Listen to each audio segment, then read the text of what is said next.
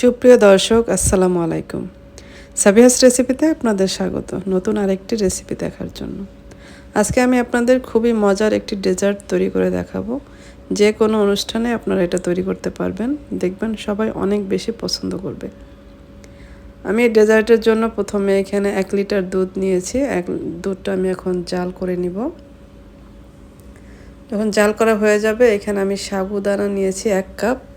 এটা আমি ধুয়ে দিয়ে দিব, মানে এটা কোনো ভিজিয়ে রাখবো না, শুধু ধুয়ে আমি এখানে দিয়ে দিলাম।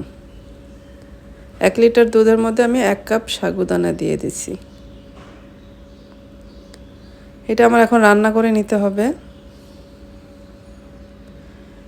এটা কিন্তু নাড়তে থাকতে হবে, না হলে কিন্তু তলায় লেগে যাওয়ার সম্ভাবনা আছে। যখন দেখবো এরকম স্বচ্ছ হয়ে আসবে, তখন আমি এখানে কনডেন্স মিল্ক দিলাম চিনির পরিবর্তে। আপনারা চাইলে চিনি দিতে পারেন। মিষ্টিটা আপনাদের পছন্দ অনুযায়ী দিয়ে নেবেন। নেড়েচেড়ে জাল করে নিতে হবে। এতে আমাদের কিন্তু এটা জাল করে নেওয়া হয়ে গেছে। আমি এটা নামিয়ে নিলাম। এখন এটা ঠান্ডা করতে হবে আমার। ঠান্ডা করে ফ্রিজে রেখে দিব নরমালে। এখন আমি এখানে জেলো বানিয়ে নেব। জেলোর জন্য আমি আজকে এরকম 2টা প্যাকেট নিয়েছি। একটা স্ট্রবেরি ফ্লেভার আর একটা নিয়েছি আমি অরেঞ্জ ফ্লেভারের। এখানে আমি প্রথমে 1 কাপ পানি ফুটিয়ে নিয়েছি। তারপর পানির মধ্যে আমি প্যাকেটটা কেটে দিয়ে দিলাম। এখন খুব ভালোভাবে নেড়েচেড়ে একদম মিশিয়ে নিতে হবে। এটা কিন্তু নাড়তে থাকতে হবে, না হলে কিন্তু দলা পেকে যাবে। এটা নেড়েচেড়ে সব পুরোটা মিশে গেলে আমি এটা ঢেলে নিব। যে পাত্রে আমি এটা সেট করব, ওই পাত্রে আমি এটা ঢেলে নিব। এখন এটা ঠান্ডা করে তারপর আমি ফ্রিজে রেখে দেব 1 ঘন্টার মতো।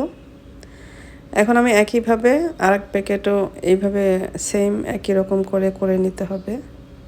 এখানে আমি 1 কাপের মতো পানি দিয়েছি, আর এখানে অরেঞ্জ ফ্লেভারের জেলোটা বানিয়ে নিব।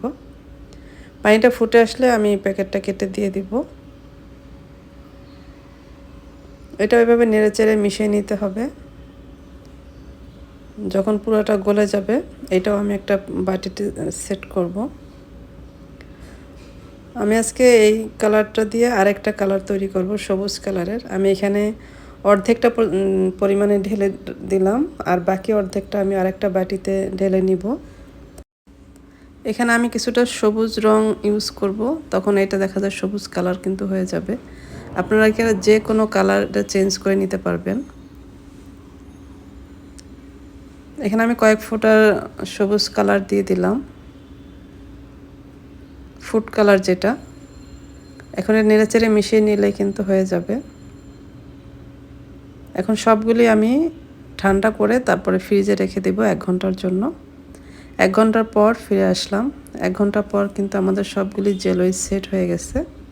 এখন আমি এভাবে ছোট ছোট কিউব করে কেটে নিব।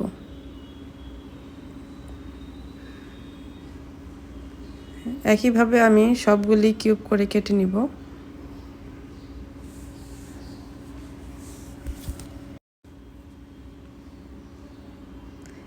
এটাও কিন্তু আমাদের কাটা হয়ে গেছে। এটা আমি একটা বাটিতে নিয়ে নিলাম। সেমভাবে আমি স্ট্রবেরি যে ফ্লেভারটা করে রেখেছিলাম, ওইটাও আমি এইভাবে সেম একইভাবে কেটে নেব। কেটে নিয়ে এটাও আমি একটা বাটিতে নিয়ে নেব।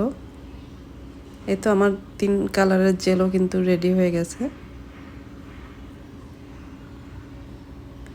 এখন আমি যে সাবুদানাটা রান্না করে ফ্রিজে রেখে দিয়েছিলাম, ওইটা আমি এখন বের করে নিব। এতে এটা আমাদের ঠান্ডা হয়ে গেছে একদম। এখন এটার সাথে আমি কিছু ফ্রুট ইউজ করব। এখানে আমি কয়েকটা আম কেটে নিয়েছি আর কলা নিয়েছি। আপনারা এখানে চাইলে আরও যে কোনো টাইপের ফল নিতে পারেন। এখানে আমি জেলও দিয়ে দিলাম 3 কালারের।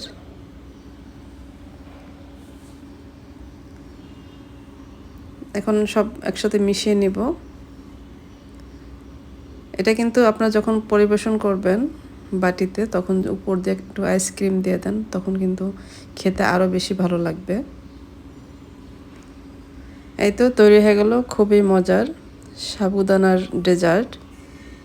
আশা করছি রেসিপিটি ভালো লেগেছে, আর ভালো লাগলে লাইক, কমেন্ট এবং শেয়ার করে দিবেন। সবাই ভালো থাকবেন। পরবর্তী রেসিপি দেখার আমন্ত্রণ রইল। আজকে এ পর্যন্তই। আল্লাহ হাফেজ।